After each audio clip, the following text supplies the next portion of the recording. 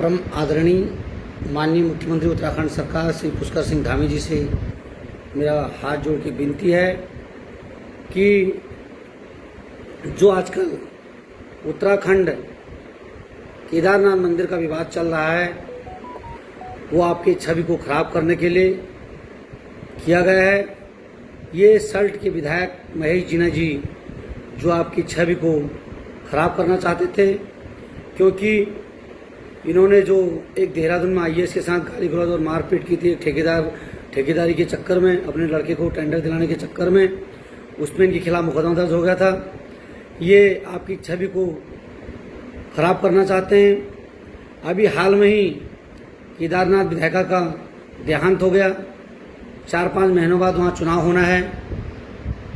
अगर आपको भारतीय जनता पार्टी का वहाँ से विधायक बनाना है, आपको अपनी छवि को बरकरार रखना है, तो ऐसे विधायक को पार्टी से निष्कासित किया जाए, क्योंकि इस विधायक ने सल्ट में कार्यकर्ताओं का जीना हराम कर दिया है। जब एक ऐसे कार्यकर्ता का हंसा नेगी जैसे कार्यकर्ता का नहीं हो सकता है, तो इस सल्ट में भारतीय जनता पार्टी का नहीं हो सकता है, क्योंकि ये एक व्यवसायी आदमी है और इसने सल्ट में गरीब लोगों को टारगेट करके, जैसे सरायखेत का मामला आया था, आपको पता है, 100-150 नाली में इसने कब्जा कर रखा है गाँव वालों की जमीन पे।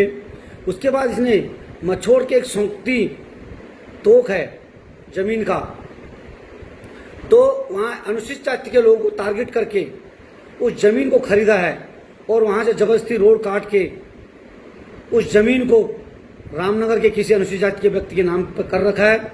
उसके बाद जो इस केदारनाथ धाम बुराड़ी का ट्रस्ट में जो मालिक है, जो ट्रस्ट का अध्यक्ष बन रखा, राष्ट्रीय अध्यक्ष, उसके नाम पर वो जमीन की जाएगी, क्योंकि वो जमीन उसी ने ले रखी है 5-7 करोड़ रुपए लगा के। और इन्होंने एक जमीन नहीं, सल्ट में इन्होंने 15-20 जमीनें बाहर के लोगों को बेच रखी है। माननीय मुख्यमंत्री जी आपसे निवेदन है कि इसमें जांच की जाए।